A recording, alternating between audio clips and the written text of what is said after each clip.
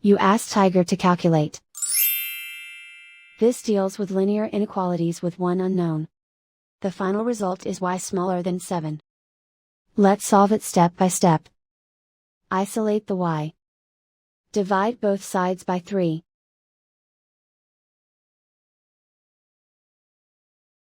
Simplify the fraction.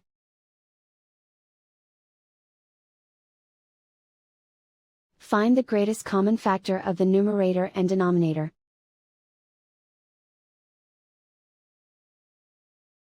Factor out and cancel the greatest common factor.